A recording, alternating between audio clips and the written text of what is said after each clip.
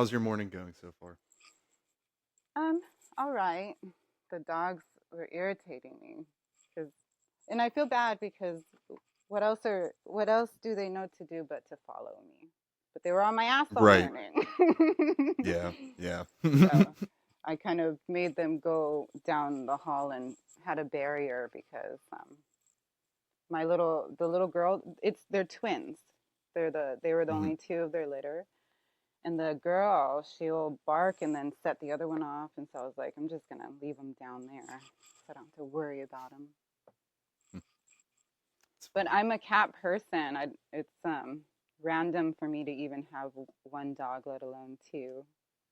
Yeah, I've been a cat person for most of my life, and ever since my cat passed away last year, I've really been thinking about getting a dog, and I don't know why. I don't know. I haven't really been a dog person ever, but I've really been thinking about a dog a lot in the past, like couple months, past like 4 to 6 months, I would think.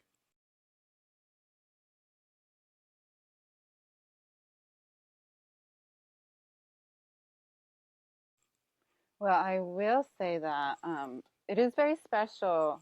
I have I've had dogs before. I was raised with pit bulls, and then as a young woman, my first animal was an American bulldog, and I had that, and I trained him and everything. But yeah, I've been a cat person since I was little. hmm Before I even actually had a cat, I had a bunch of cat stuff. They knew to get me that. But my mother-in-law's friend at the time had this little dog that was like a terrier mix, and she was super aggressive, and she had these twin puppies, and then where they didn't want the dogs there, so we took them in and fostered them, and then hmm ended up keeping them because they were just so precious. Could not let them go, and they're smaller than a cat. Like um, physically, they're a little bit smaller than a cat, Oh. and so it's kind of funny because then when they would come around the cats, they would watch the cat be able to do anything it wanted. Because I had a cat for a little while too, and it was fun. Well, it was a cat that was my neighbor's cat in an apartment place, and the cat kept coming over, and then they moved and just left the cat there.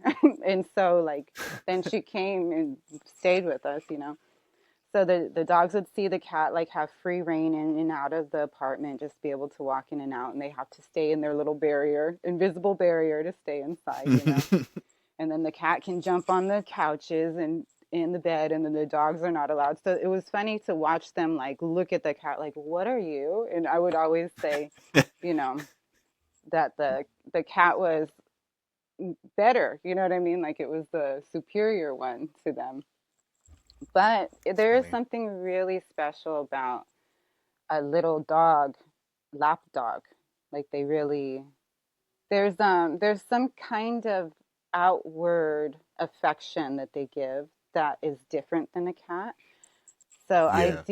I could see and recommend that that would be really a sweet experience to have a dog because of the way that they express their affection is a little bit different.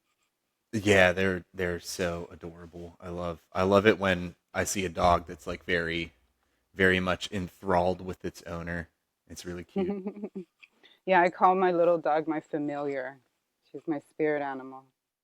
Yeah, that's what I called my cat too. I called my cat my familiar.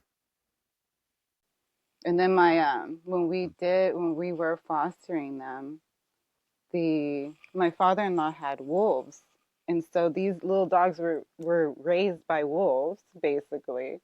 And my little girl dog, she took on like that little alpha wolf attitude, and she even lifts her leg to pee like a boy.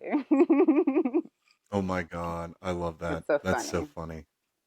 That is so funny. So thank you for taking the time. I know it's kind of random because I'm just getting started putting stuff together. hmm Yeah, yeah, of course. And thank you for, uh, yeah, thank you for asking. You know what I mean? I was like, yeah, that could be a fun time. And sorry about like, I said that we were going to do last week and then I just had something come up and I'm real sorry about that. Oh So yeah, no here we are worries. this week though. And everything, it was okay with your cook? Yeah, yeah, it was okay. He's doing better. He's got a nice little chunk about like that big. Luckily, he didn't hit any kind of tendons or muscular structure. They said that he just cleanly shaved the skin off. So like that's a blessing right there because that's a whole different scenario. If you start getting into the tendons and stuff and you cut something there, whole different Mm-hmm. story. That's not, that you're talking about months of healing time as opposed to just a couple weeks of just having your hand wrapped up. But he's a trooper. We thought he was going to stay that day that he did it, but he ended up going home because he was just his body was in shock. He Oh was yeah. not doing too Okay. good. But he came right back the next day. You know, That's good. That's a good spirit. so good on him. Get back on the horse. Yeah, yeah, yeah, yeah, for sure. Right back on the horse. I recently got I recently just like on this, oh you can't really see it now. But right here on my hand I what was it that I think it was like a can lid or something that randomly got me. Oh yeah, And I can't imagine having that chunk down there with yeah. your hands, I've had a it's always couple. so hard. I've had a couple gnarly ones on my fingertip that I still have scars from. I actually cut myself a couple months ago for the first time in like 5 years, and it was on a serrated knife, which is like the worst. You don't want to cut yourself on a serrated knife. Mm. Um, and it took me a long time to learn how to cut because I'm left-handed. So every other chef that I was running into, they're all right-handed, and they're looking at me like, "Why are you holding it like that?" And I'm like, I was built different, I don't know. That's Like, funny. so that was a little hurdle when I started out. Uh, when I started out in the restaurant industry, that was a little hurdle. But it's better now. I've got Well, the how long have I you found been my own doing way. that? Oh my god. Well, I started actually my cooking career started in a bakery. I started in a bakery when I was 18 years old, and I worked there for like 3.5 years. And from there, I just like jumped from various restaurant to restaurant. So like, it's been 18 years because I'll be 36 this year in November. So I've been doing it for almost 20 years now, and I love it. I love cooking. I mean, even just like at home for people, for family, for friends, like it's just a good way to express love to people. Hmm. Like you cook something good for them and they're super happy about it and that makes you feel good. Like nothing better. And it matters to be in that spirit when you are cooking for people. I do think that that is translated how they say, the secret ingredient. Yep. Yep. It really is. I mean, food that's cooked out of spite does not taste the same as food that is, prepared with love. Like that's definitely a thing. Absolutely it is.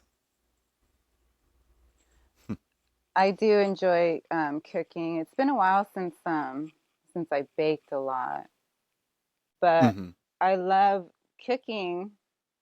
And like one of my first jobs was at the Huddle House, which was really cool because it was multiple things. I was like a hostess, a waitress, and then I did do a little bit of that cooking, and that's how I learned how to flip.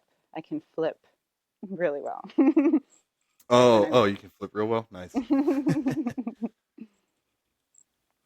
and then I was a waitress at the Applebee's. But I didn't ever, for a little bit, but I never actually did like the cooking as a work role. But yeah, I do Yeah. enjoy it in person. I also did a little bit of time at the Applebee's. I liked it. I liked it. Yeah, I mean, there were good people there. The job was it kind of sucked. Like it's very busy there, and not a lot of passion goes into that. Like when you're cooking in a setting like that, I feel like the passion just gets sucked out of it.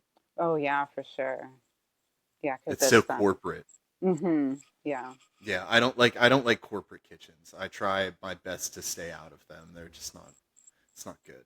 Good benefits, like good like health insurance, stuff like that, but like other than that, man, not a good time.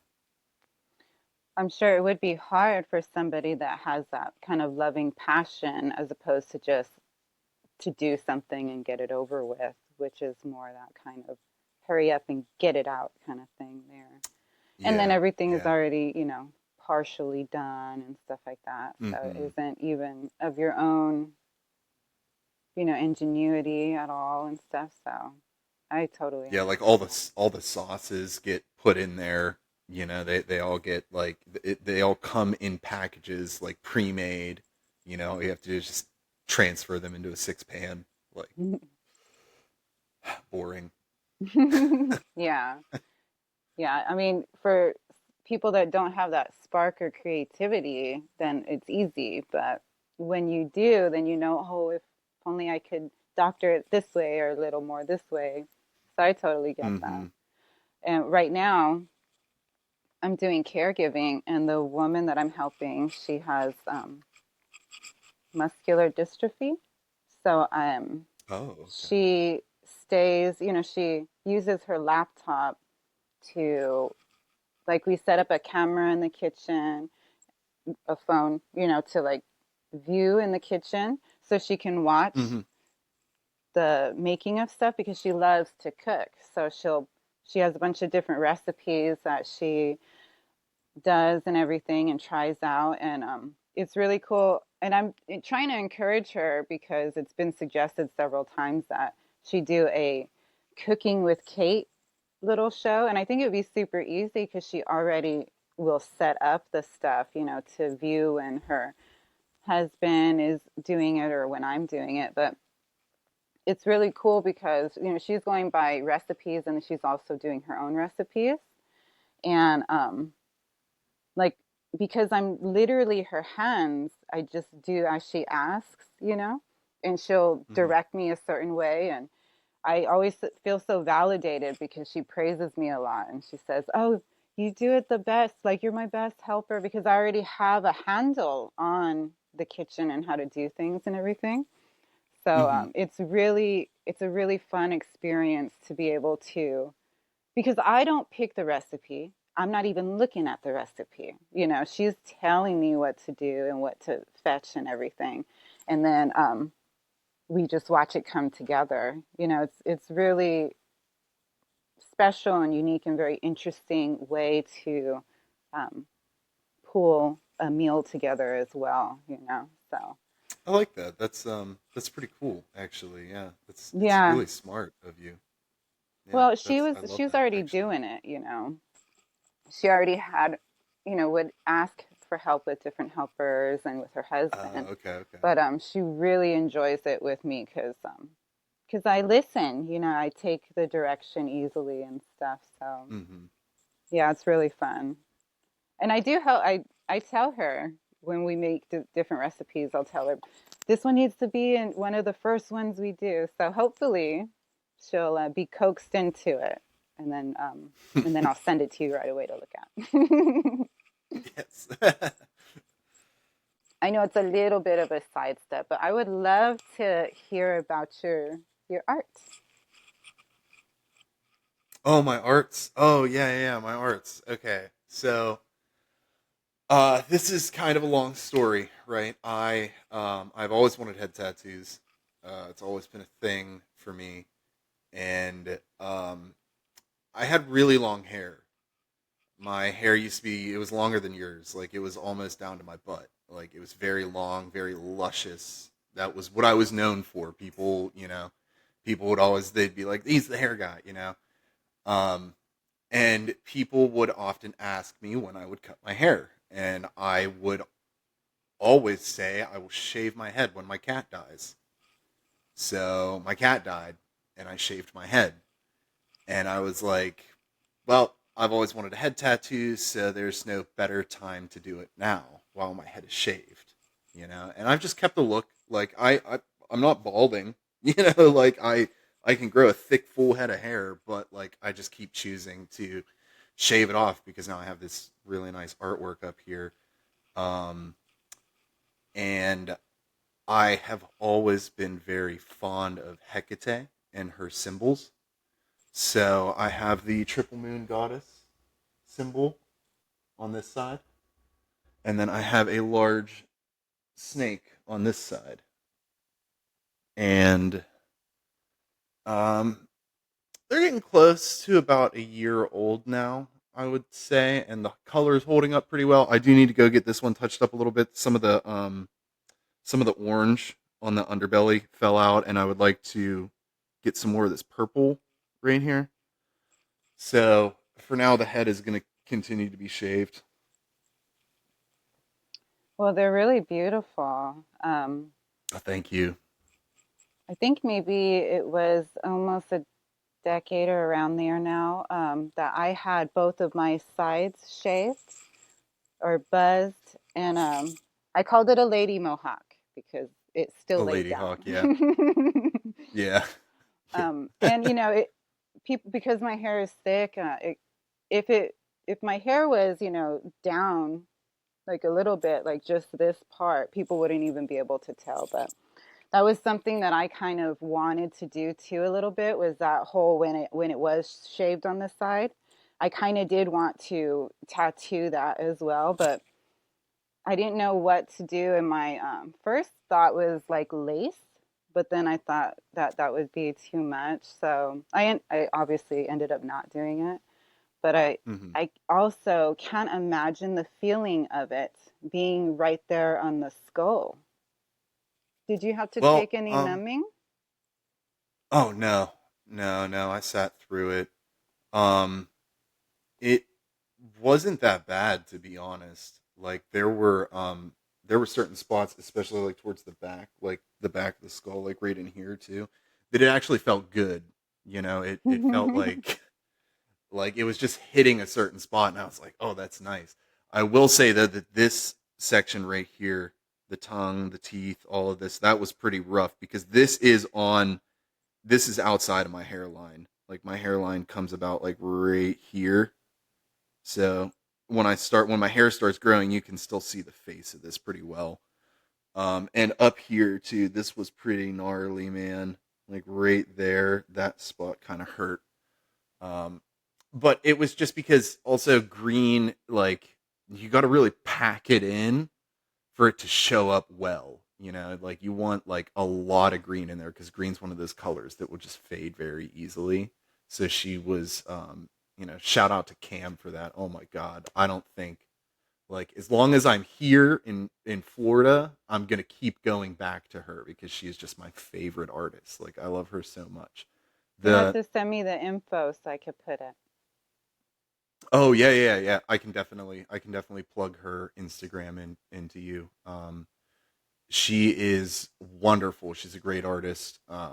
It I My biggest fear with getting these done was the sound because I do have like a little ghost back here too. Hmm. And I did when that one he used a traditional tattoo gun and all I could hear was the buzzing of the gun while he was doing it. Cam uses a coilless tattoo gun and it makes virtually no sound at all. So I was able to have a nice conversation with her while Oh she wow. was doing it and talk to her without having to like yell or, any of that jazz. So that was pretty nice. And I would assume that like, sh not really assume, she has a very gentle touch compared to other artists that I've been to, like I've got my chest done. I've got some stuff on my arms. I have some stuff on my hands. And I would say that that one, these were the nicest ones. She also did my fingers too, I was going to ask about and that too. yeah, that one wasn't as bad as I thought. Uh, and I definitely attribute that to her skills as a tattoo artist. Like she is not very heavy-handed. She's not digging into you. I do need to go like get these touched up because there is some spots that like the ink didn't take, but overall they look nice. I like the font that we chose. I think she did a real nice job with those. What inspired the Sing Muse? The Sing Muse. Well, I've always like, like I said, I had a love for Hecate, which stems from my love of ancient Greek and um both of the Homeric writings that we have, the Homeric hymns that we have, the Iliad and the Odyssey. I believe it's the Iliad starts with "So sing to me, Muse, and through me tell the song, and through me tell the story." Yeah, sing to me, O Muse, and through me tell the story. And I love that idea. I love the idea of a muse. I think that divine inspiration is something that most people should should really seek to have in their life, you know, whether it's through a religion, whether it's through your passions for something. I mean, a muse to me is the like the essence of life itself. Like if you don't have something that you can be passionate about and see it dancing in front of you and singing to you, what are you doing? Like, it just doesn't make sense to me. Yeah, no, I hear that completely. It's funny because I only have come back around to Greek concepts and I won't say focus because I have such a broad focus. I don't center down on just the one, but I I when so I don't even know, like maybe 8, 9 months ago when I started looking back into the stuff and looking into the muses and everything, I ended up getting pulled to their mother, which I can never say her name. Hold on, I have it here. Nemosthene? How would you say her name? Memnesy.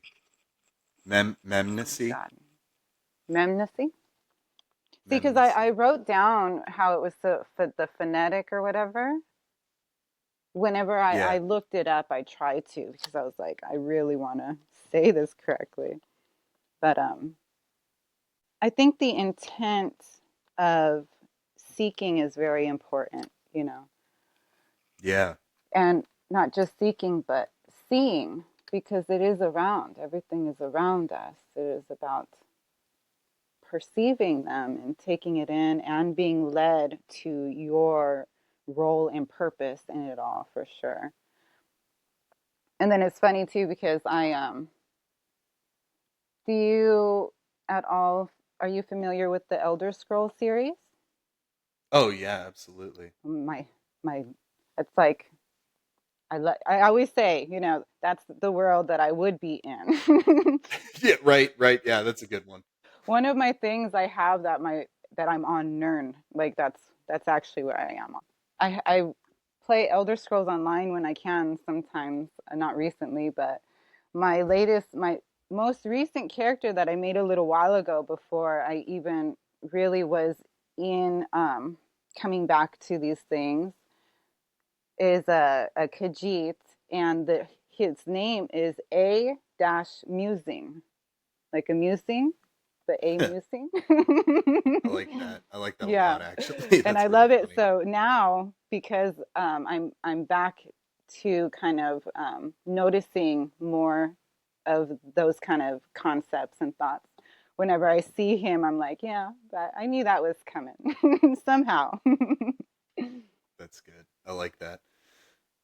Yeah, I love the Elder Scrolls. Oh my god. I'm very excited for Elder Scrolls 6 to come out. I can't wait for that. I recently you know, I got a PS5 and I was trying to sign into my old PlayStation account and unfortunately I lost access to the email address that's associated with it. So now I just can't get into that account and all the 300 games and countless hours that I've put into all those different things are just gone in the wind. So I Oh had to my God, I restart know how that everything and feels. that's rough, man. I Hmm. tried getting into contact with Sony and they were like, yeah, we can help you change the email address associated with the account, but we need the original ID, or I'm sorry, the ID of the original PlayStation that you signed up with the account with. And I'm like, who has that? Like, that was over a decade ago. That was on a PS3 that I'm pretty sure died and I had to throw away because it quit working. Like That's crazy. I never saved any of that stuff. So I was like, okay, I guess that's it. I can't get back into it. But I did have an ESO account on there and I had been playing it since ESO came out on the console and it make it now I look at ESO and it's like, I can get it for free because I have PlayStation Plus, but I don't know if I want to sink all those hours into it again. I don't have any of my old friends that played it all the time. I didn't have like all this and all that. Like I think I'd rather just wait for the next mainline game to come out. Yeah, no, I totally understand. I I loved, well, I played Oblivion a bit. I first came to Oblivion really close to around the time that Skyrim was initially released. So I never actually finished Oblivion. I just then jumped straight into Skyrim. And Mhm. I loved it. I have loved it. And It's so good. play It's so over and much fun. over throughout the years. So many lives. Mm-hmm. Like I Mm-hmm. so much so did I want to play all the time that I am working on a massive fan fiction that I hope to have canonized. I have a bunch of it written out in a notebook that I need to type up to have it right here. Oh, nice. Because it is, I have it written as if it is a journal. So that's why I started it like that. And I'm Oh, I gonna, really like that. yeah, and then I'm gonna type it up, but I also am gonna rewrite it in, let me get this thing. My friend sent me this beautiful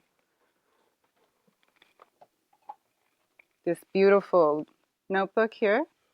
Ooh, And so I'm gonna handwrite in it, you know, the little story. I So it'll love be that. like an actual physical thing.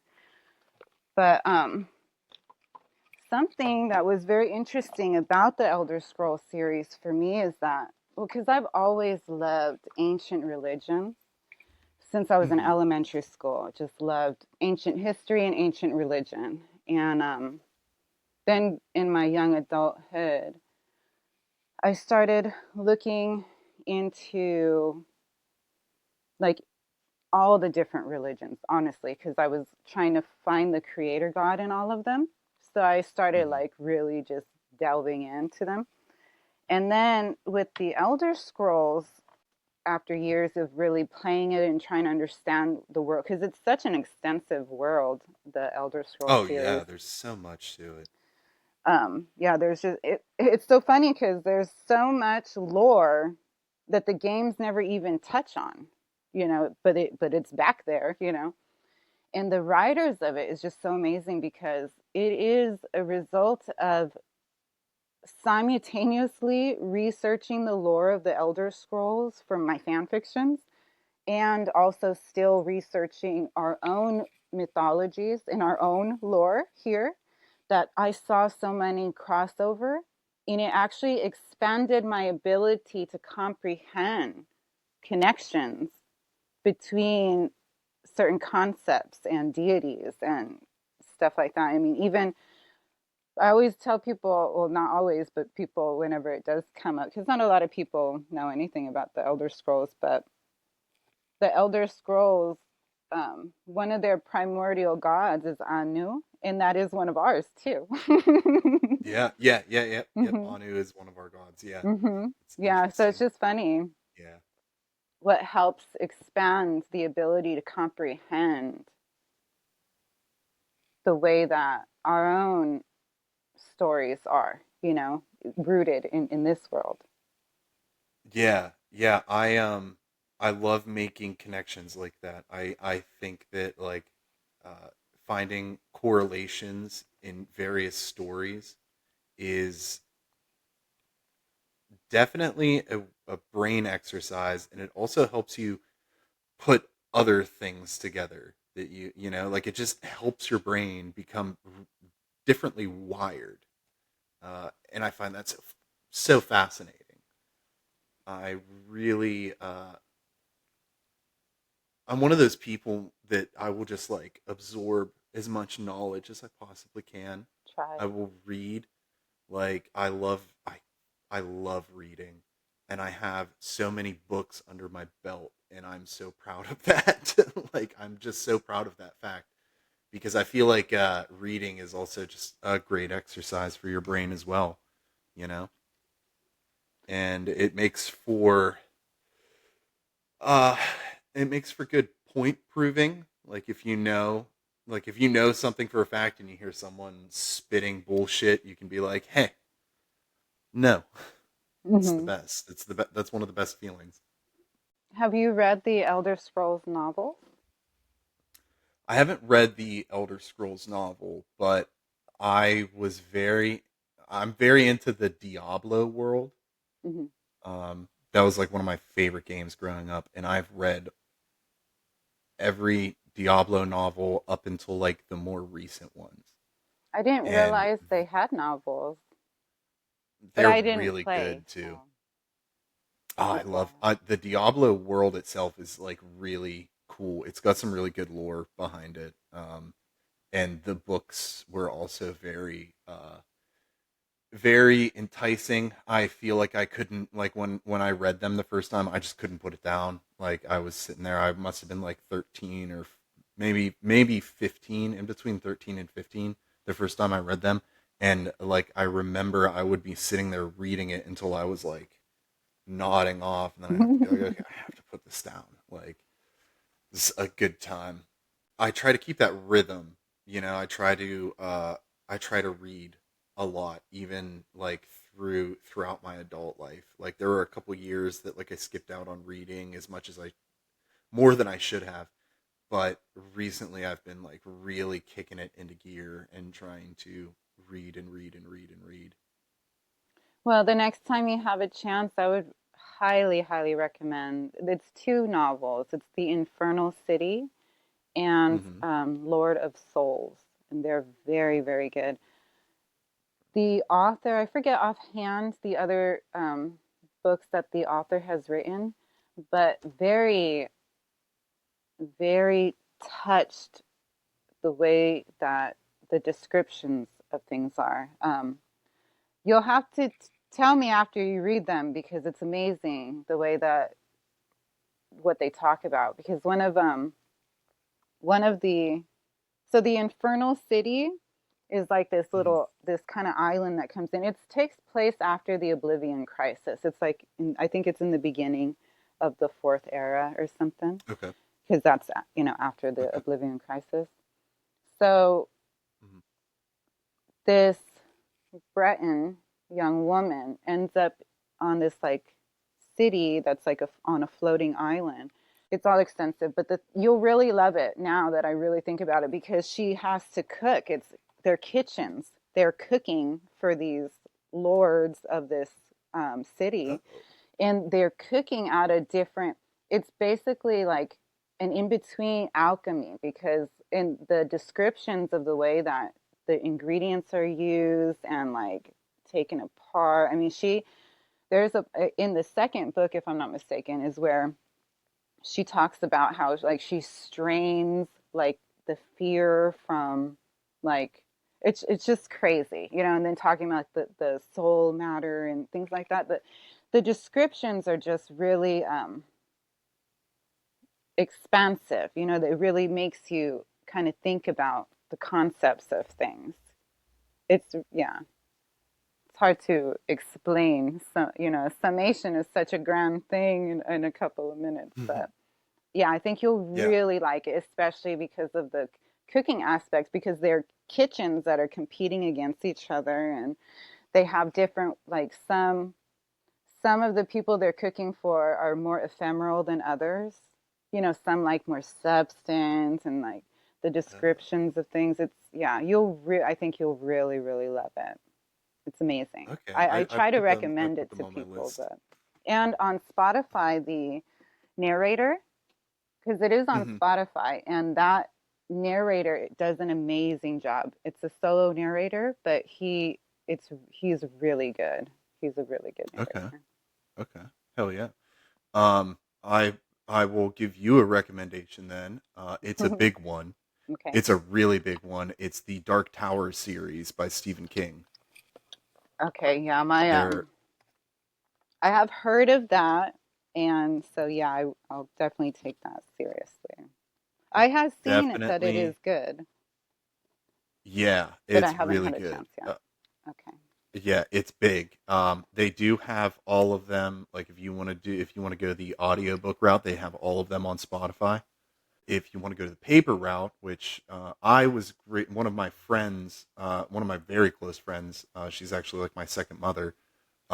She had doubles of all the books, so she gave them to me, and I was like, "Let's go!" And man, I could not stop reading those books. They were so well done. You know, I mean, it's Stephen King, so there are some like touchy subjects in there every once in a while. You know, I don't know if you've ever read a King novel, but like Mhm. he can really go off the rails sometimes. Like, oh Mhm. my god. But overall, it's one of the best series I've ever read. Like, it's up there with Lord of the Rings. It's up there with um, C.S. Lewis's Space Trilogy. You know, uh, which is also a very good book.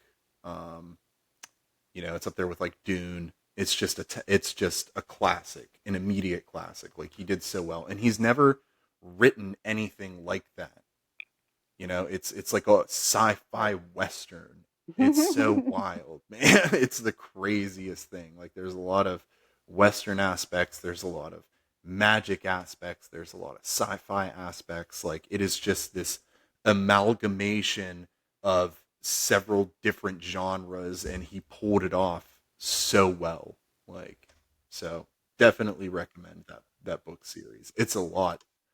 It's a lot. I mean, I think it's close to like 7,000 pages between the seven books. Like, so it's a big one. It's you know, it's daunting, but highly recommend it.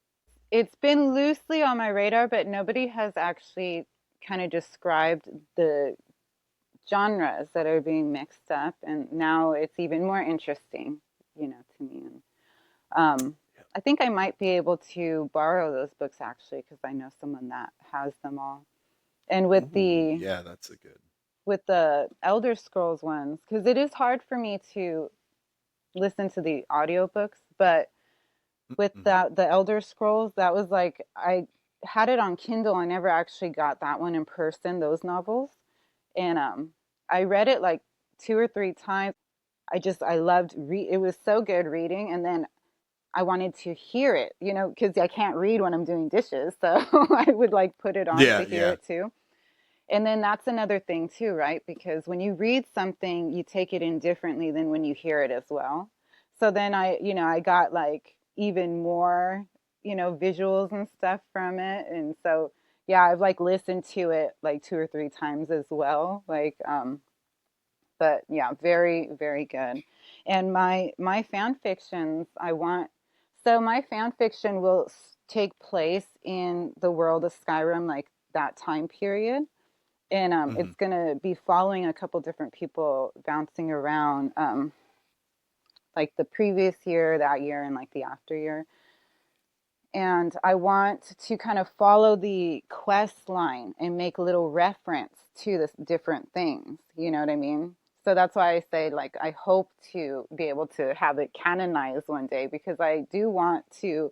I want to write it in a way that people that have actually played, they'll see and they'll be like, "Oh, I know what that is. I did that," type thing. Yeah, yeah, yeah. And the main, I say main character, but she's not. She's the hero of Skyrim. She is modeled after like one of my OG characters, and she is a pacifist. Oh, that's interesting. I Yeah, like that because take.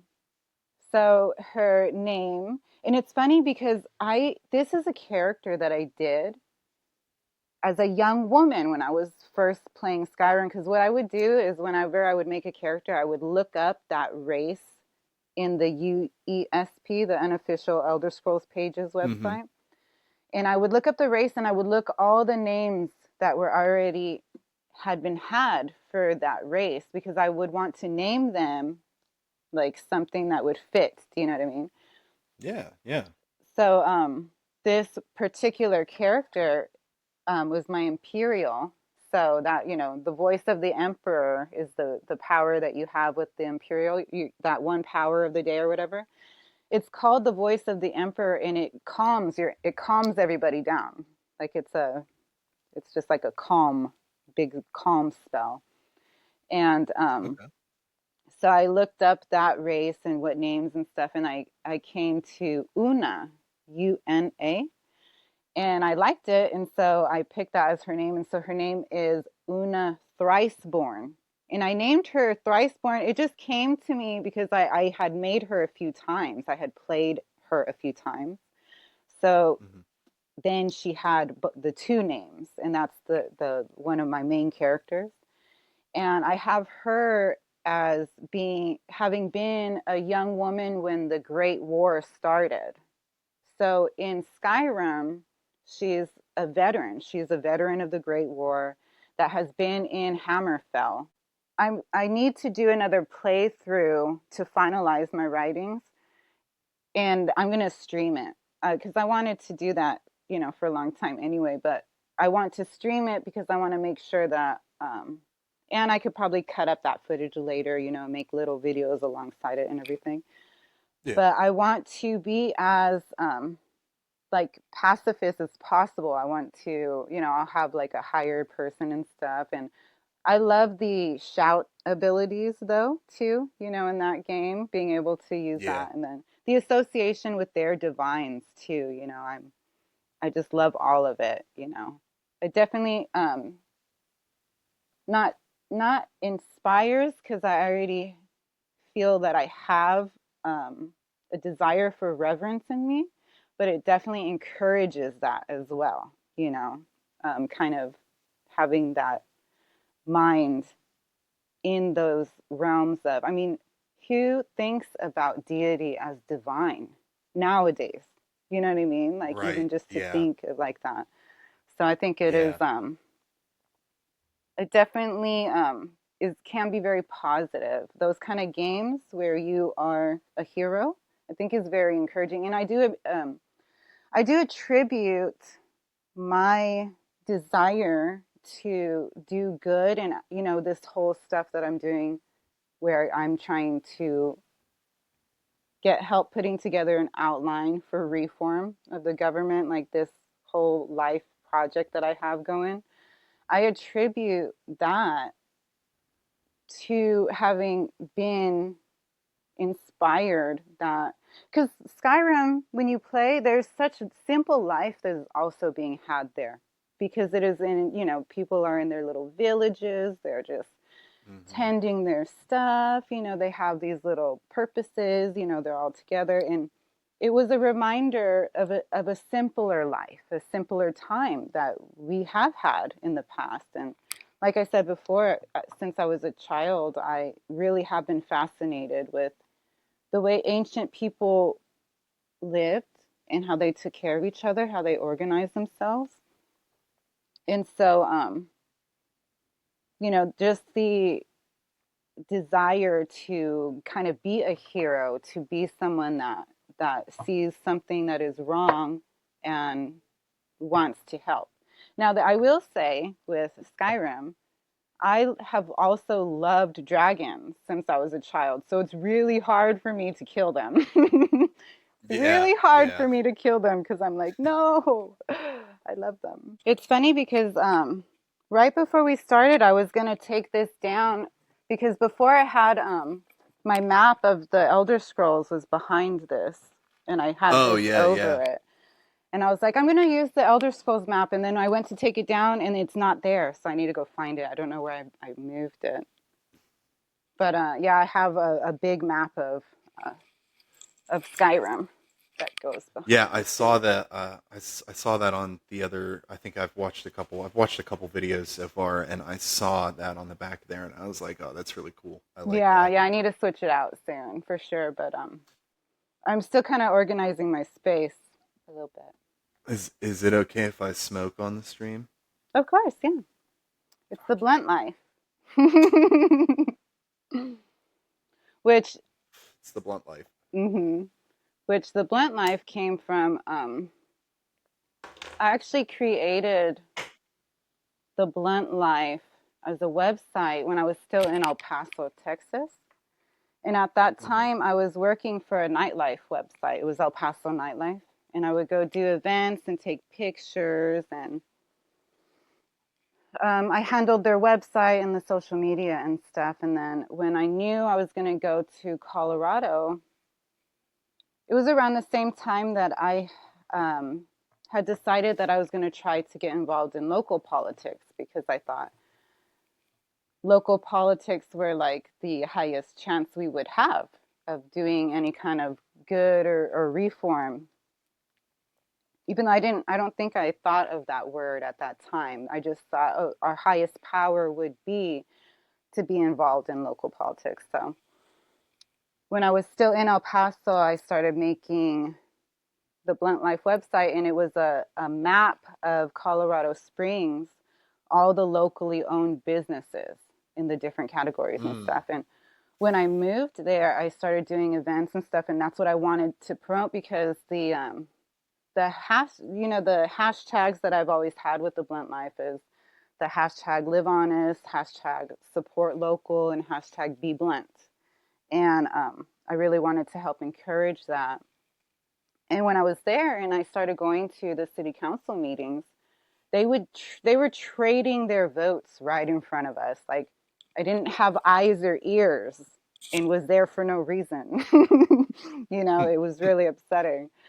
But so I kind of at that point I really became disillusioned to the whole thing itself, and I didn't want to participate anymore. And that's when I really started contemplating how to redo it and had my mind set on doing that. And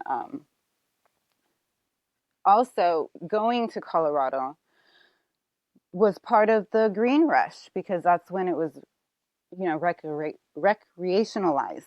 And Yeah, yeah. I had not really partook at all in marijuana until a little bit before I went out there because my best friend and roommate, she did, and she was an advocate and stuff. And before that, I never really, growing up with the dare and everything, I never had an interest, and I never, thought about it anything different than just a general, nah, not to do that type of thing.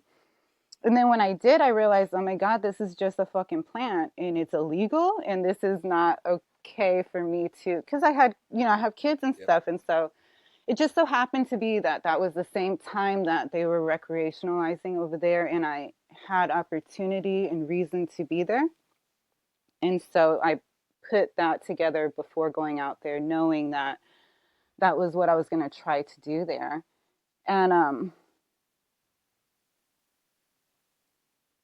I really thought that the legalization would precede a movement where people would realize, oh, I can grow my medicine and I can grow food. That I thought that that would be like really the next thing, like, oh, there's Hmm. so much potential here to inspire people to bring things back into their hands to realize they can, and obviously we see now that that did not happen, but I still believe that that is a potential and that that could happen for sure. A big corner, I say it is the cornerstone of how I will appeal about this whole kind of reform thing is that our city, states, communities, we need to be structured in a way that when the grid goes down, we can still function. Because it is a Yeah. win. It's a natural or unnatural occurrence, but it is going to be a win. It happens. It Yeah, already yeah, has yeah, for happened, sure. type thing. So, and then, Yeah. I didn't realize it until these more recent years because it was in these most recent years that my daughter, she didn't mean it ugly, I don't think, but she at some point was venting to me about neurodivergency and how it was mine and her dad's fault that she was that way. she told Oh she my told God. me basically my daughter told me I was autistic. And I was like, maybe I could see ADHD, but then over a little bit of time I was like, oh no, I think they're both of them. I think I have both of them. But one of the things that they say, is like the lack of being able to play like these weird social games and like talking between lines and stuff. Like I can't deal with any of that. So the whole be blunt thing and the wanting just a need for people to just be straightforward, you know what I mean? Yeah. That Yeah. um I realize probably might have stemmed from a neurodivergency, but it should not be typical to have double speech. It should not be typical to not be straightforward, in my opinion. Like, it just contributes and adds to dissension, combobulation, like all of that. So, in an effort to encourage people to rise up in their own community, as leaders or at least contributors, I think it's Mhm. very important to have that kind of authenticity in yourself and to be encouraged to be genuine. So, Yeah. you I know, like I like Graham Hancock's way of picking presidents and him saying that they should have at least a dozen ayahuasca treatments before they can I even didn't be hear that. voted into office. That's funny. I like that idea. I definitely like that idea. I think that I think that more politicians should be subjected to psychedelics because they don't seem to be very s- society minded, you know? Yeah, we have like a whole class of like 90 plus percent citizens suffer in poverty. That's fucking crazy, man. That's the wildest thing to me. It's really Like, disgusting. Total it's a total perversion of the intention of a position of stewardship. It's really disgusting. And I don't think it's yeah. just politicians, but we all, because we are so far removed from any kind of, like, for lack of better phrasing, like indigenous spirit and love and community. What really simply what that even means is that to be more in tune with the nature and to understand, even in the Bible it says that every herb is meant, you know what I mean, like Hmm. plants are meant to help balance us, and we don't have that relationship anymore. But if we did, it would be common occurrence that we would have in our young adulthood generally been exposed to loosely kind of because even like in antiquity, where it really blew my mind when I realized that wine today is not what when we say, oh, wine in the Bible. No, that Yeah. wine was Yeah.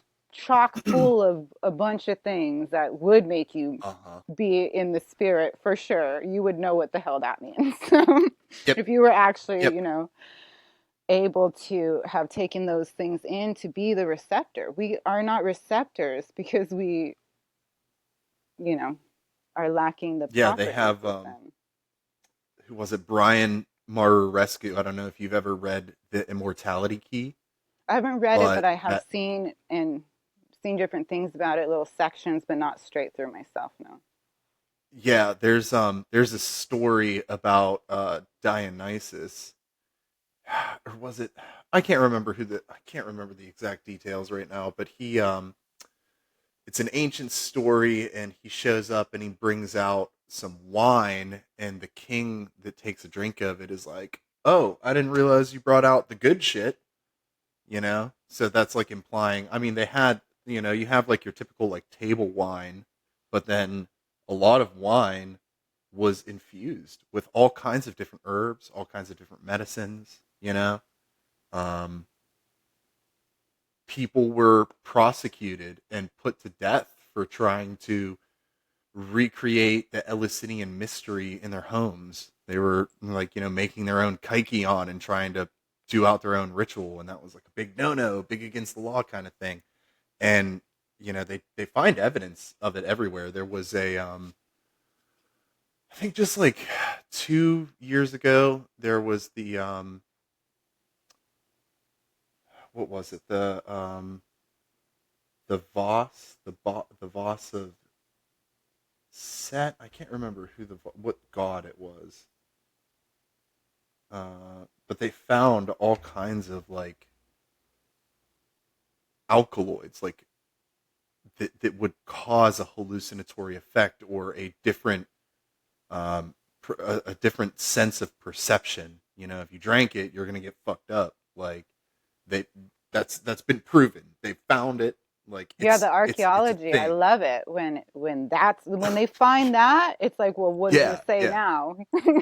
Yeah, exactly. Like what can you say that here is definitive proof that they were just treating these substances as a medicine, as like, and it's not even like recreational, you know? Hmm. They just understand that these plants are a medicine.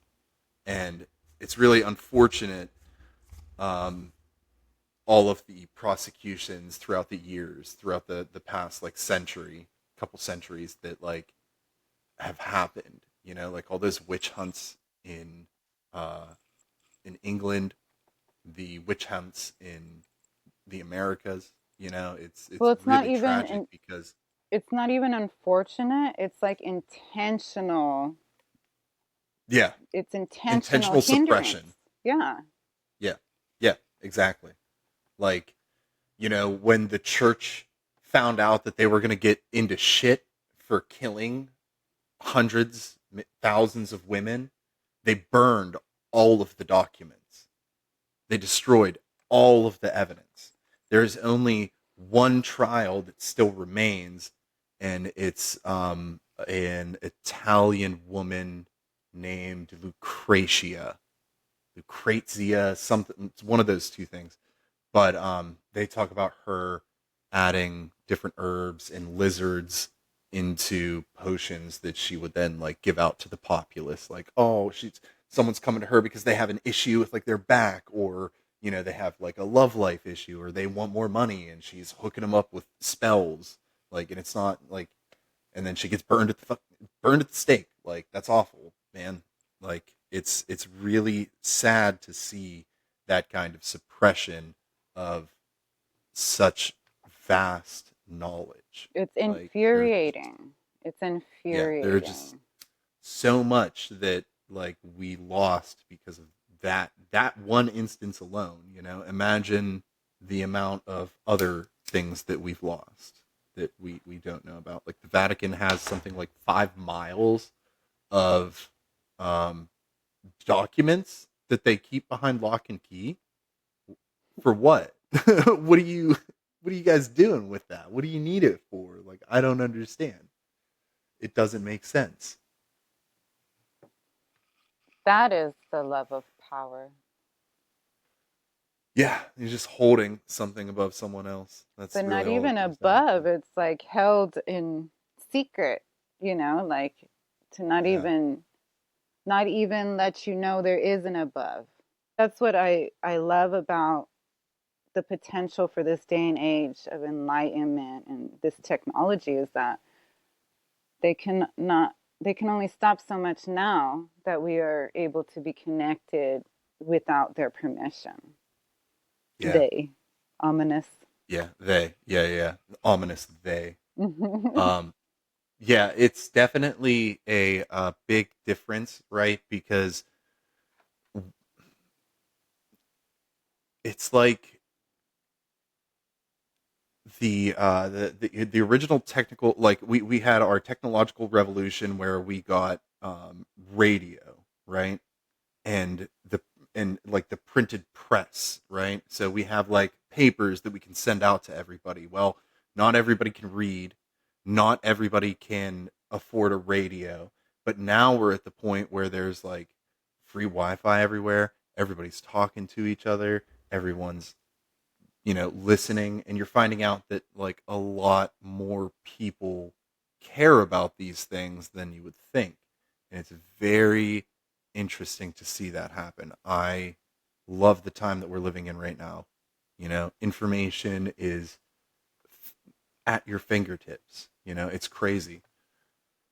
Yeah, something that I would say sometimes because when I was working at the grocery store, it ended up being like one of my favorite jobs ever. Like that's when I felt the closest to being like in my community, being a neighbor.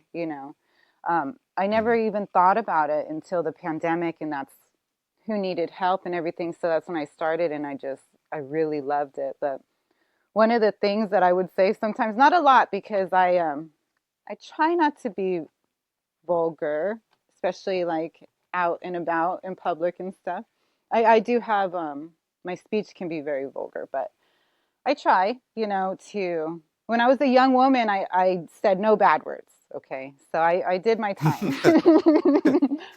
But with the young people that worked with, there was a couple times where we'd be talking about things and I would tell them, yeah, your phone is how did I say? I would say the internet is for more than just porn, and they would get like really shocked, right, like their little face, because I don't, I don't say things like that, but it's so true, it is there and we are so distracted, you know what I mean, but if we would be intentional, then we could be so much more.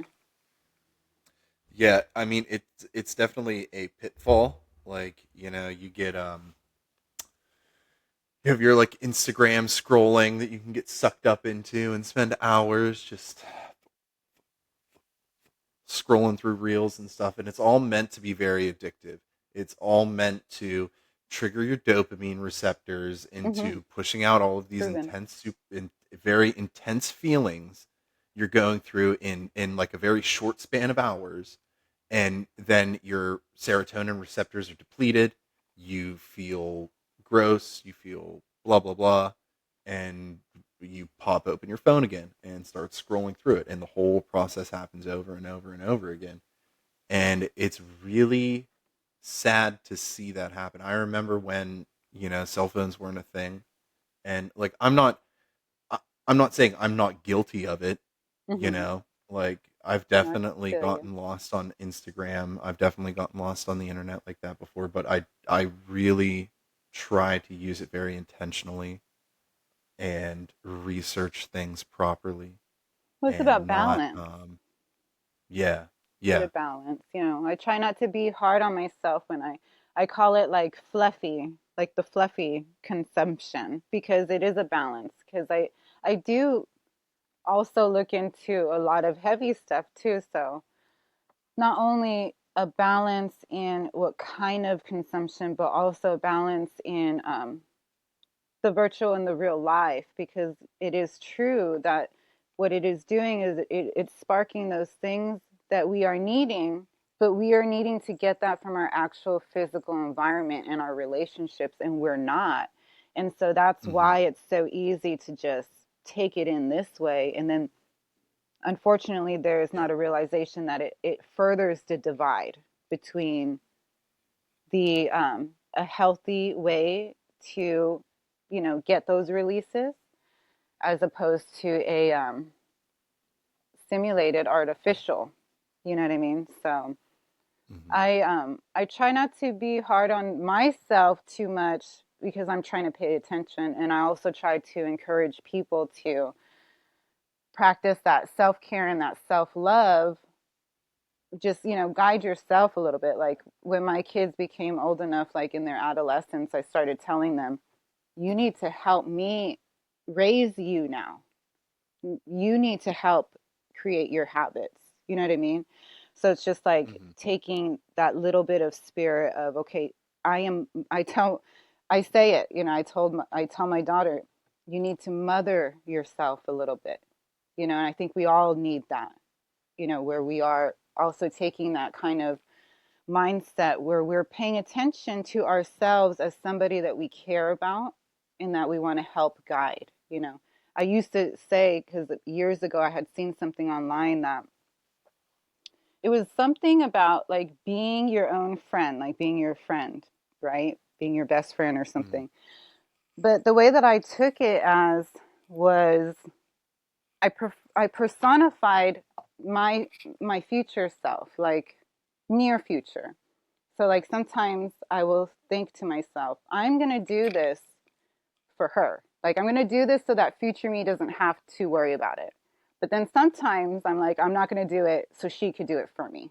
It's that short term thinking ahead for yourself, as Yeah. somebody that you're also caring for. I think it goes across many levels, and it does include minding what you are consuming, not just physically, but mentally, visually. Something I also would tell the kids too is to be careful what you are watching because you can't take it out.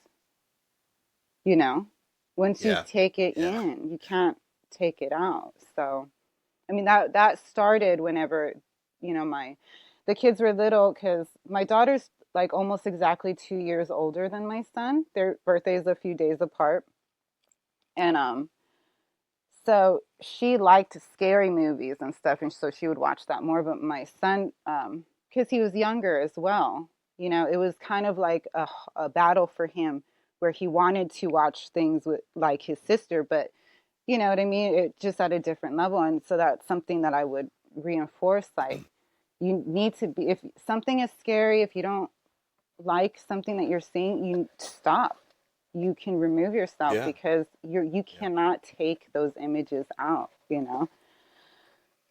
And there's a lot of ugliness out there on the online. I had seen, I think it was with, I think it was Nancy, no, I forget what her name is. One of those women that, like investigative women that have been doing it for a long time.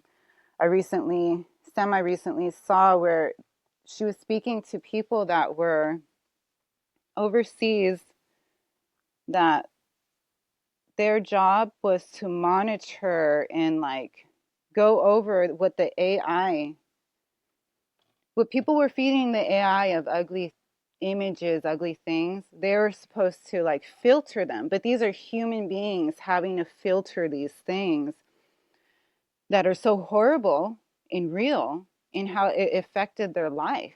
Like the man was saying that because of all the ugly things he had to see, he could no longer be intimate with his wife. And they weren't even receiving mental health support for enacting those roles. And of course, since it's overseas, they're getting very little compensation, but it's more than anything else. So it's like they have to do it for, their family type Yeah. thing. And it's really Yeah. ugly, what we are allowing to happen to ourselves overall. Yeah, it is. Yeah, the internet has a very dark side that, I mean, the I think they're making a movie about this exact scenario of people in these moderation farms that are having to like watch all these different videos that are getting reported and then like delete them or whatever. And I think the turnover rate for that job is something like 6 months to a year. Like most people don't last very long. It's not like that. That's a horrible, horrible thing to have to do. I don't think I would be able. I think anybody that can do it for longer than a year is probably a psychopath. Like honestly, Well, yeah, you have like to there's, harden yourself, I think, for sure. hmm yeah, you have to really have a handle on yourself to be able to sit down there and see all of those things coming in. That's awful. Yeah. Oof. Oh man. So I am curious how long you have been watching like the Lady Babylon stuff. Um,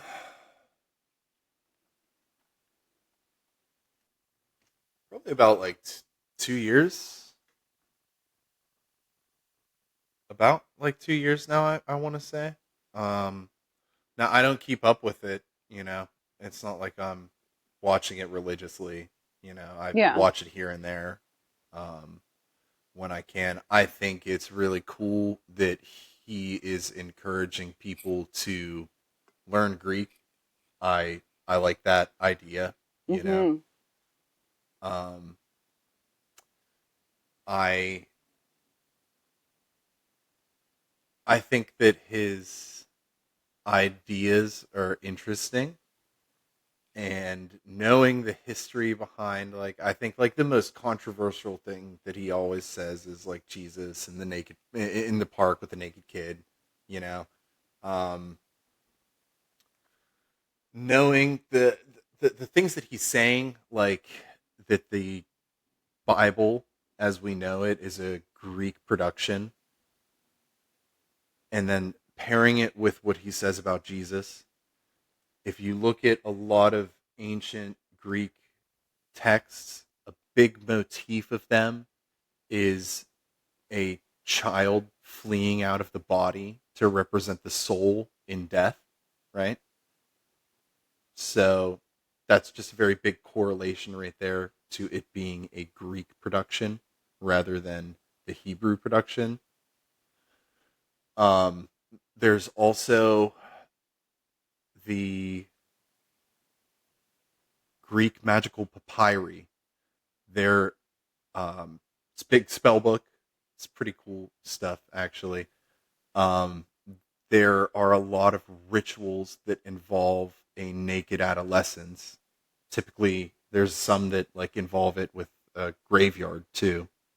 So I don't really know what to make of all of it. You know, it's interesting. I think the idea of Christing and Christ being used in different circumstances, I think he's probably right about Oh that, to yeah. be honest. Like, that word does show up in other Greek area in other Greek texts. So like it being the specific name of a deity is just a little meh to me, you know. Um, I think there's a lot of history behind that word. There's a lot of Hmm. history behind the word Christ that biblical scholars just want to ignore and like push off to the side. And that's unfortunate because it's just one of those things where we're now missing a large part of our history It's ignorant. because we're ignoring things. Yeah. Yeah, exactly. So I think he's a cool dude. I think he's eccentric. You Oh know, yeah. he's definitely he's putting on a show, and like I get it. You know, you gotta. Yeah, no, it's hard for me to kind of differentiate obviously like how he really feels and believes as opposed to what he is trying to strike and inspire people to move on, right? Because it's not just like claims, it's explanations on like this is what these words actually mean. This is what was actually happening in the context of those times in that place in that area with the Yep. surrounding people and communities and stuff. And it helped me understand a lot more that I was missing because I didn't have that context. And as someone who, I really it's hard for me to let go of what I have felt in the spirit of what I say of those red letters, right? Because that figure clearly said that, like, the desire was to make other students, right? Hmm. Not to be a teacher, that there's one teacher, you know what I mean? And it is to reconcile the image that we're given modernly and a reality of the way that those people were living and communing together. And it was, like I say, I will say, like, I do believe that Christ actually was more in like a mysticism realm and association for those who actually know what that means, because it's hard to have a conversation with people that do not have basic understanding of some of these things. I mean, and a lot of Christians just lack very basic understanding, not even of the English words, but the true words that these things came from. And like the understanding that this is from a whole nother continent as well, guys. Okay, not only was it Yeah, yeah, written in yeah. another thing, it's like a, accumulation, combobulation put together, and it is so ignorant when these leaders in the churches are like, oh, I don't know the language. Oh, I don't really know what that means, and it's like, that's not something to brag about. To me, I feel Yeah, like no, it's not. if you truly, to me, if you truly loved like the Christ figure, then you would look, like he said, to search and find, seek, and you will find it. You know what I mean? And so it is hard to reconcile that this figure, if historical, could have been like these other philosophers, that they did have young pupils with them and everything, and they did consume these different things. And you were kind of mentioning that story about the Dionysian wine and the king saying Hmm. that, and then to find out how that story about one of the first miracle, if I'm not mistaken, in the Bible of the Gospels, in the timeline, if I'm not mistaken, when they chop it up, the first miracle that is performed, even though the Gospels are different orders, of what they Hmm. say was first or not, but in the story, the first supposed miracle is the turning of the water to wine. And only recently, because of being exposing myself to this kind of stuff and the trying to understand what was going on in that time, not only is there the understanding of, yeah, there's that wine, it's not just basic ass wine, like when I graduated high school and the pastor said, oh, that wine was an alcoholic because that's a sin. And it's like, they literally say here that when that wine got brought out, that they were like, oh, you saved the better wine for last, which is unusual because the good wine is usually served first, type thing. And so there's that level. And then the other level of, now we know too that they had like the concentrated stuff. So it is definitely something that could have been done where, yeah, there was water and then there was a concentrated something added to it that made it this bitter wine. Do you know what I mean? And it makes Yeah, sense. yeah. It like that man says about the fairy tale, it does help you see the truth in the fairy tale. Do you know what I mean? So that's Hmm. important. And some things are hard to accept, hard to digest because Oh of yeah, a story absolutely. and vision you already have. But oh, fucking well. Oh, well. It is what it is. What is the point of blinders? You want to just give blinders to your children and give more to your grandkids? That's asinine to me. It's ridiculous. Yeah, yeah. The church has a very specific narrative that they want to go down, and that's it, like any deviation from it, you know, and I like that that's what Dr. Hillman is always pointing out is the inconsistencies in the meanings of the words between biblical Greek. Like when a biblical scholar is reading the Septuagint, he's going to interpret it differently, but he's not taking into context the meanings of the words when they were written in the context of everything else. Like context is super important, Hmm. and I don't think that a lot of people I don't think a lot of people realize that, and it's unfortunate, Yeah. you know. But hey, And whatever. that's because it Um, happens young. We train the kids not to ask questions, just to accept answers, or not even hmm answers, but just statements, this and that. Yeah. I'm gonna use the restroom real quick, and I'm gonna get some more water. Okay. So I'll be right back.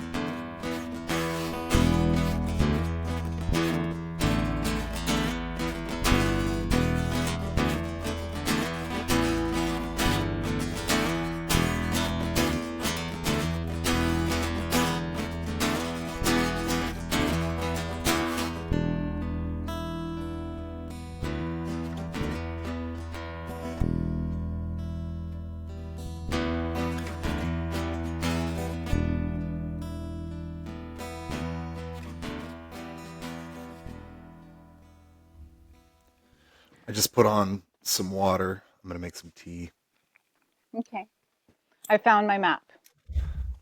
Oh, you found your map. I Look at knew it that. was Good job. close. I love that. I love that so much. I might just have to like stand up here in a couple minutes to Okay. grab the water.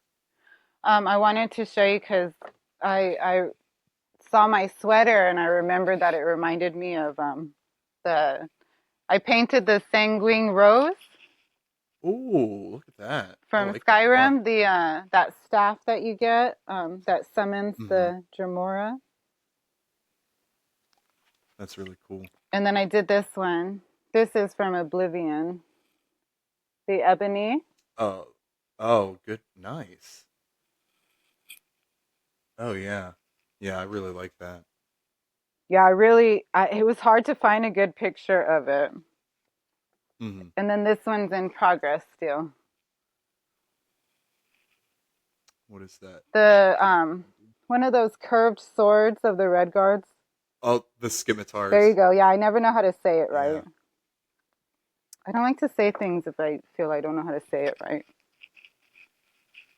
Oh, that's really good. This one's I the like that. ancient Nord one. Yeah,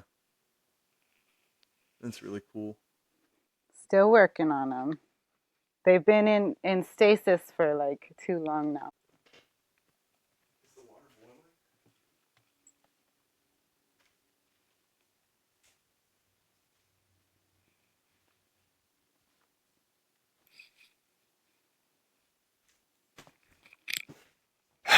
It's not ready yet. It's about to start boiling. Just being impatient with it. That's where my temper always is just before boiling. Still Yeah, smooth at the yeah. top. Might be time.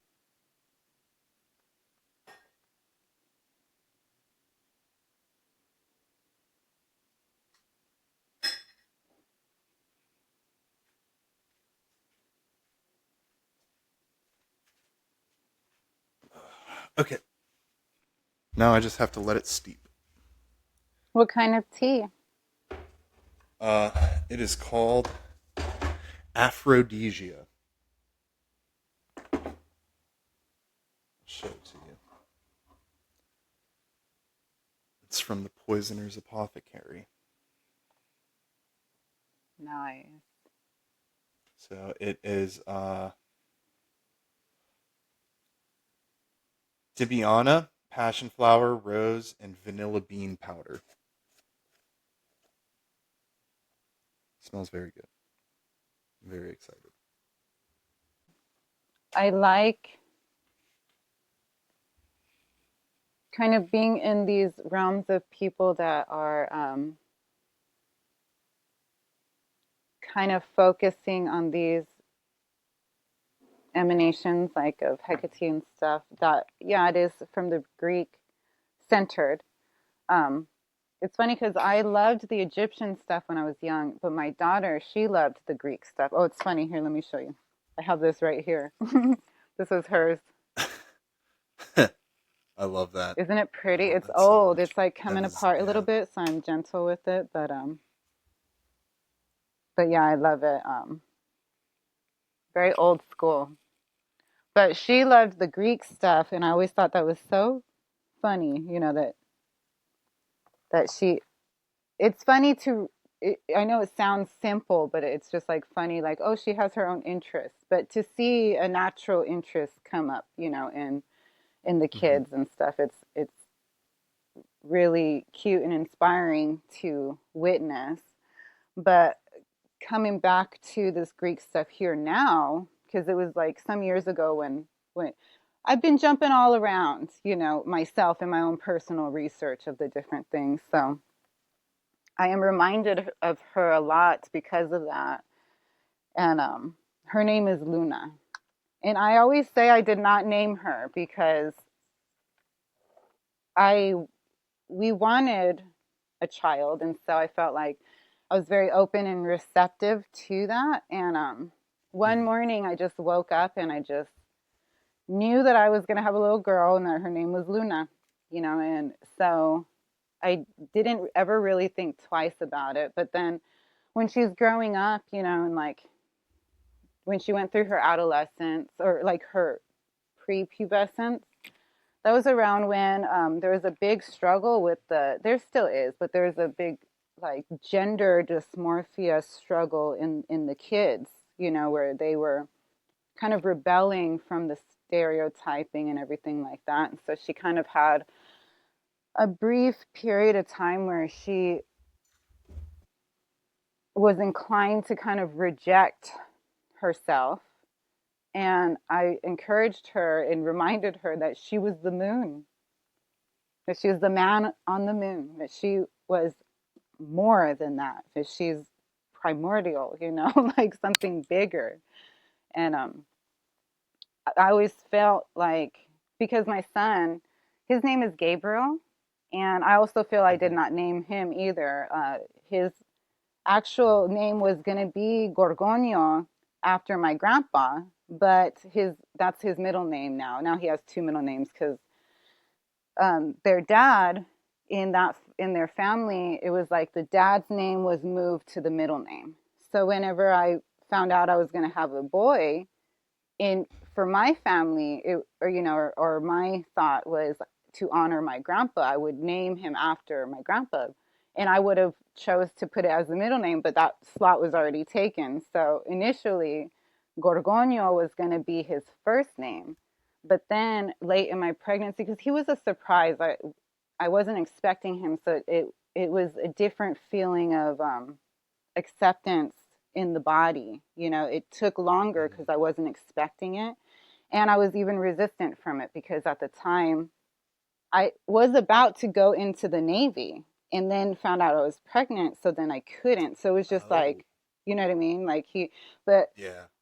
you know, late in my pregnancy, I woke up one morning and I was like, his name is Gabriel, right? So then I always felt like he was our little angel baby, and that he came for a reason, like and it did change the direction of my life for sure, but also my daughter was like the perfect candidate for an older sister, and it was just like perfect for them. Like they're like little twins out of time, I say. They're like little two peas in a pod. Um, but so for me, because of their names, I always had like this feeling or idea of like how, like I was given like because also I believe like they came to me, whatever little spirits, like they wanted to be come through me for some reason. They saw something in me, right? However to say it more eloquently. So I always felt very like obviously not responsible, not just I felt very special that I was able to be guided by and help guide the moon and angel, you know what I mean, type thing. And it was funny because within the last year or so, randomly, I was looking up stuff about the planets, and I came across something where they associated the planets and stuff with angels. And it turns out that Gabriel is the angel of the moon. Oh, that's interesting. Right? I thought that was I love so that. sweet. Yeah, that's really cute. hmm And I remember one time I told her,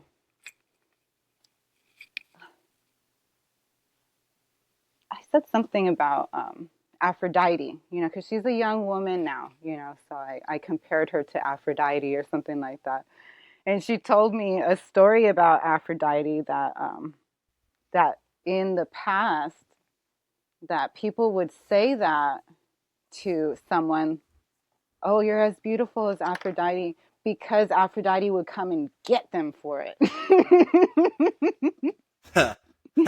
Yeah, that makes a lot of sense. She is a very jealous god like that. So I thought that That's was funny. funny.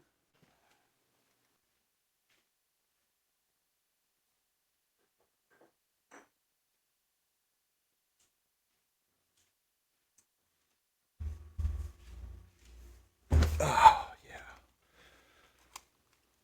So I got this tea. We went to St. Petersburg to visit one of my good friends, and I have, I started learning about this. Like when I learned about like the immortality key, and I read it, and I read like his idea that he talks about, putting different substances into the wines and stuff like that. I started really like diving into that whole herbal realm, and it led me to these books by a really cool guy called The Poison Path Herbal and The Poison Path Grimoire. Now he's got a third book coming out. It comes out in March. His name's Kobe Michael. I'll plug in all of this stuff. But I got to meet him while I was there too, Cool. and he autographed my books for me. So that was like really cool. That's Nice little awesome. nice little signatures on there. Um, and these have been such a man. I did not realize the medical and spiritual uh, things that you can achieve with a lot of different plants. I think it's really, really cool. Like I am now like I've got a datura growing right out on my porch. I'm going to be ordering some nightshade seeds. I bought some of his stuff. That tea that I'm drinking right now is from, he made that. I've bought a couple different things from him. He has a datura salve that's like really good for headaches. Ooh, And it's just like really opened my mind. I want to say like it would like be like going down this different path. Like, man, I would have never found these beautiful flowers. You know what I mean? I would never be drinking this good tea. I think it's worth checking out these herbs because they're. I'm sure that some people want to like abuse them. Like I've heard of people eating like datura seeds and using it to get high when they were a teenager, and it's like not the way. Like it'll send you like they're the main alkaloids that are present in them are hyoscyamine, atropine, and scopolamine, and they're all deliriants. So like if you take them, you're gonna hallucinate, and you're gonna hallucinate in a way that what you think you're seeing is real. There's like no differential between it. It's very it's scary. I don't think I Hmm. would ever want to abuse it like that. Like, but they are like I think it's scopolamine is used in the drops that they drop into your eyes to make your pupils dilate. Like atropine, I'm pretty sure is present in a lot of modern day headache medicines, like prescription headache medicines. I'm not talking like over the counter stuff. Like that's gonna be acetaminophen is the Hmm. main ingredient, like Tylenol, all that stuff. But I'm pretty sure that there's atropine in some headache medicines, and it is really good. Like I know, you can use that salve, like his stuff, like you can use it in like a ritualistic sense. And I have another one that I am going to be doing that with, but like the that datura salve is like nothing. Like I get pretty gnarly headaches sometimes, and that datura salve is like nothing I've ever had. It's just so good. Like it works so well. That's awesome. That's good to know. I used to get migraines, so I totally understand. I hate migraines so much. Yeah, so I ordered some stuff from his website before I went to St. Pete, and I was walking out in Bulls Bay with my partner, and I'm walking down the path, and I stop and I look over, and I'm like looking at this plant, and I'm like, I'm pretty sure this is a nightshade plant. And right when I was trying to identify it, I got an email from Kobe about him. Like I got the shipping number of everything, and I was like, oh, that's a weird coincidence. And it was a nightshade plant. I took it. I have seeds from it. I have the Wow. root hanging up. Like it's been a weird uh, amount of coincidences that have happened since I Synchronicity. started reading into it. Yeah, yeah, it's great. I love it. Well, I think it's very special to be drawn back to the plants and to be getting to know them better. It's funny, my good friend, she has that same the first book, not the second one. So I've actually Hmm. laid eyes on that. I might have touched it because she was a roommate here, and Oh, that's awesome. so I will probably take a glance over it later when we're off of here and Yeah, you everything. should. But because she You was should showing me definitely. some in there, but I didn't actually grab the book myself and flip through it. But I have looked into the different herbs and plants, especially in this like tea realm, because for a little bit I was trying to do more teas and see I could um, what I could find by consuming the tea, in terms of wanting to find something calming, that would Hmm. kind of, because I wanted to not rely on the marijuana for temperance, you know what I mean?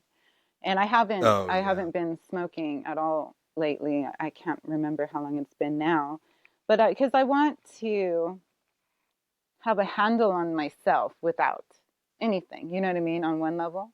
But I Yeah. also want to be able to enjoy the effects of the plants, that are calming and whatnot. So I think that it is important for us to come back to all of that because that is exactly what this modern medicine is derived from, except that not all of the properties are we're able to reap the benefit of because it is just these little bits of here and there. And whatever they have done in the modern medicine, like the painkillers, when you take modern painkillers, it also kills your ability to empathize with pain in other people.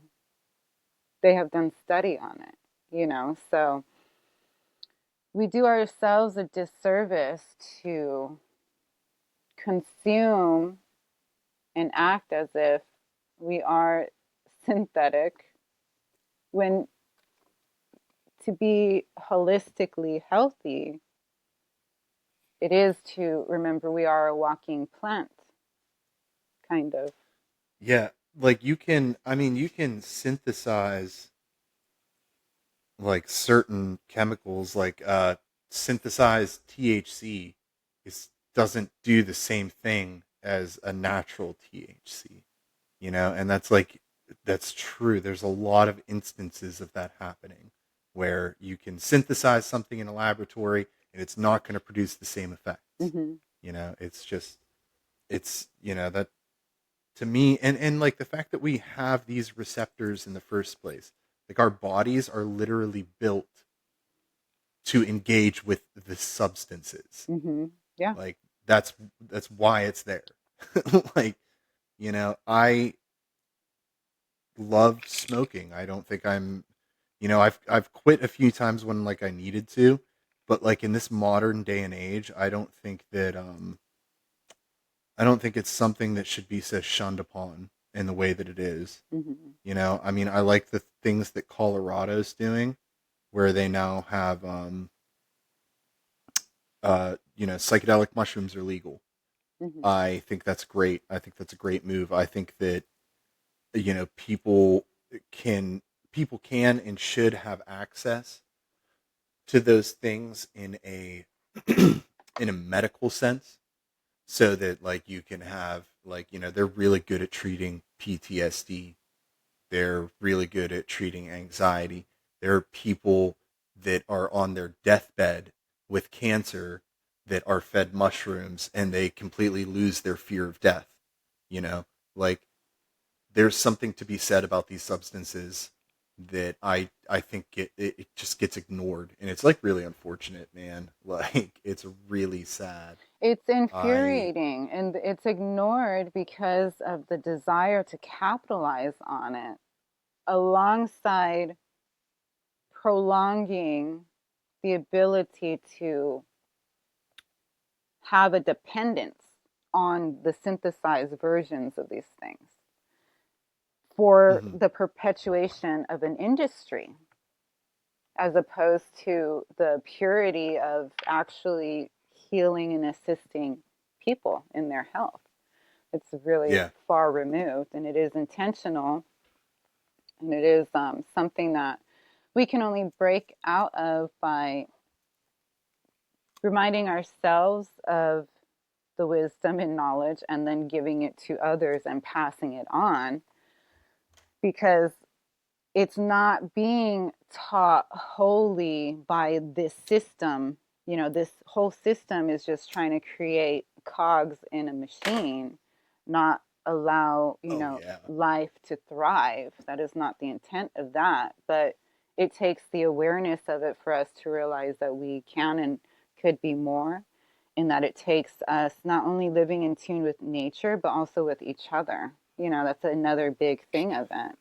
Because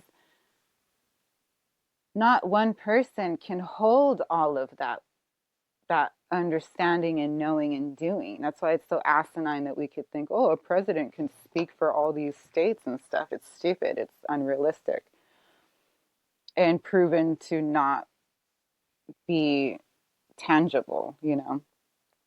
And it is a shame that so much common knowledge of the basic plants around us have been lost. And God forbid there is an EMP, because we really are fucked, because people don't, not Oh enough yeah. of everyday people know what the hell that we could actually survive if needed. And then how ugly that all of the knowledge that was scraped together about the plants over God knows how long just lost again, like, Yeah. Yeah. Yeah. Absolutely. I always recommend people, like if you're moving somewhere new and unfamiliar, or even if you are unfamiliar with the local plants in your environment, you either need to research it extensively, or you need to go out and you need to purchase a field guide for your local area, because a field guide will help you identify every possible plant in the, like, however many, like, god, like probably like a 50-75 mile radius, you know, like, just get a field guide. It's not that hard, you know. Mhm. You should really arm yourself and understand what plants you can use, what plants you can't use. Like, it's really important. Like, and I grew up on a farm. Um, when I was a child, like my whole childhood, I spent on a farm, and you know that was 900 miles away in Pennsylvania. So like I can go up there and I can identify the plants and the mushrooms and the trees. Like I have no issues with doing that. But like down here in Florida, I'm still learning things. But it's something that's important. It's something you should be doing. You should learn the local plant life and what it's used for. Mhm. Even like not local plant life. Like, here I am researching and learning about all of these exotic plants, trying to grow them myself and having mild success at it so far. Like it's pretty good. Well, it's awesome. I I'm from the desert, El Paso, Texas, and so I have never felt like I have like a green thumb or anything, but I do try when I have plants that come into my possession that are um, weak. Because I when I was at the grocery store, they would just throw. It's just so heartbreaking, all the waste of the food and plants. Whether they are floral or not. It's just really gross. And so whenever I would see stuff going to just be tossed, I would try to take it to see if I could, help it grow and thrive again. But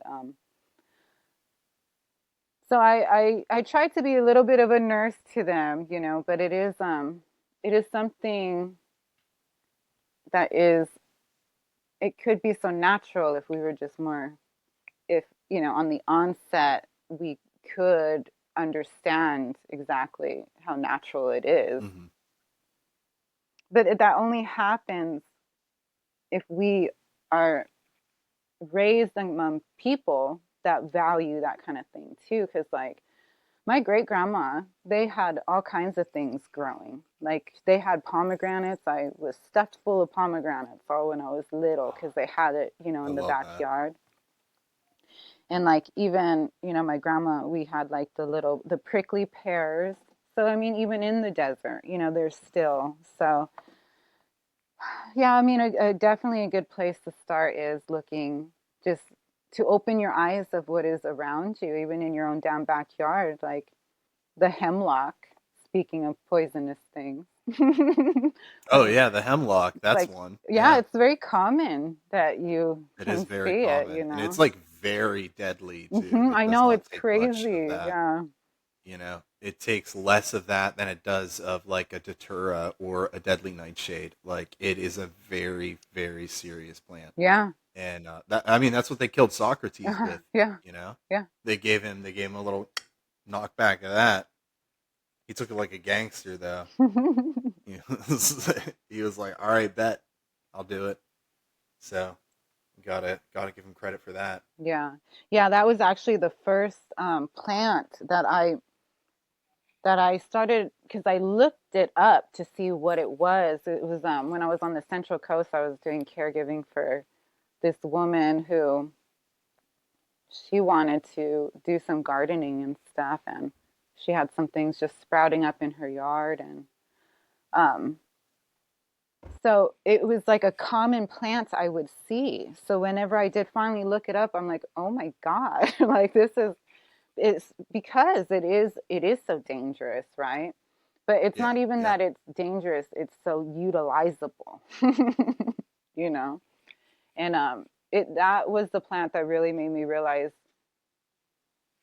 just to kind of try to know all around what is in your vicinity in your own damn backyard, and We have the phones that help us recognize it. We have really no excuse. Yeah, yeah. There is no excuse. We Yeah, really don't have and any that's what I'm excuse. saying. Like, even if you don't want if you don't feel like going out and buying a field guide, download an app.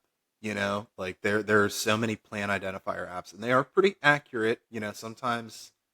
Sometimes the results are questionable, but they're most of the time very accurate. So like there isn't an excuse.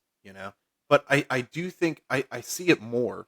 You know, I see a lot more people getting involved with herbs, getting involved with plants, getting involved with different natural remedies. You know, I swear, like there's an apothecary like every couple cities that like there's at least an apothecary in each city that I've seen. Like I can find any kind of herbs that I want. Like sometimes there's you know, multiple different apothecaries, which is I love seeing that because it wasn't like that up where I was living before. Yeah, it's just about looking because it is Hmm. true. Me paying attention over the last few years, I have noticed that even if it's just one little shop, you know, there really is somebody around that is trying and still holding on to that. But it takes us getting connected in our vicinity, in our community. We're so far removed. I mean, the internet helped us remember that, oh, people overseas, they're just like us. We care about the same things. And yet we still forget we are our neighbor. There's a percentage of people, there's a large percentage that they do not know their neighbors. I mean, God forbid there's an emergency. Yeah, yeah, And you know, I say that, but even me, it's not like I have went out and met my neighbors, but it's hard when you're not like if you're renting and this and that. I mean, there's so many factors that kind of make it easy for us to just stay in our boxes. yeah. That is another thing that has to be intentional.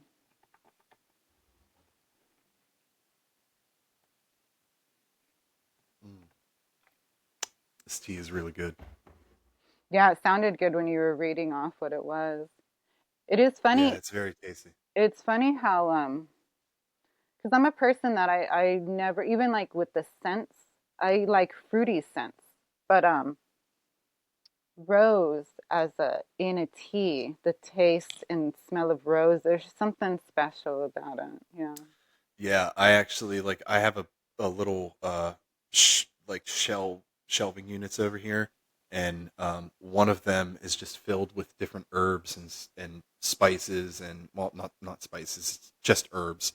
Um, but I've got rosebuds there too, and I've used them in like making my own little tea concoctions before, and they always turn out so good.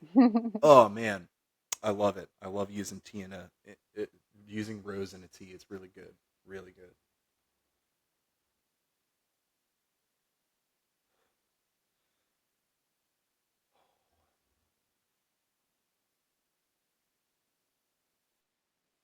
Well, do you have any questions for me?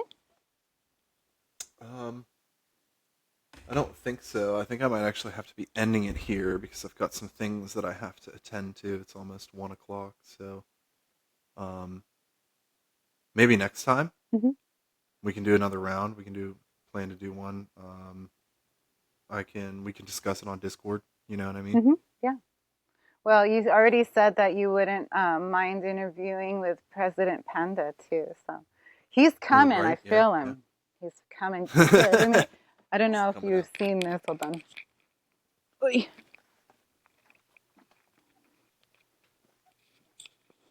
Oh yeah, the panda head. There's President Panda. I love that. I love that Yeah. so much. I mean, he has a suit. He's gonna have a little jacket and everything, but there's half of him. That's half of them. Hell yeah. And then oh I took him out. When I have this little guy, this is the it's like Barney, you know, he starts off as the teddy bear and then, Yeah, or the little dinosaur bear, and then he becomes big. yeah, yeah. Yeah. So this is President Panda about to pop out. I love that. I love that so much. Well, I really appreciate you taking the time. I've been excited to talk about things. I'm really excited to hear back about you reading that book because of, I swear to God, I try to talk to people about that book of the Lord of Souls, but once you read it and the whole cooking thing, oh my God. Hmm. Yeah, it's going to be really cool. Because Yeah, the I'm looking concepts, I forward mean, to it. the visuals, it's just amazing. And I will Yeah.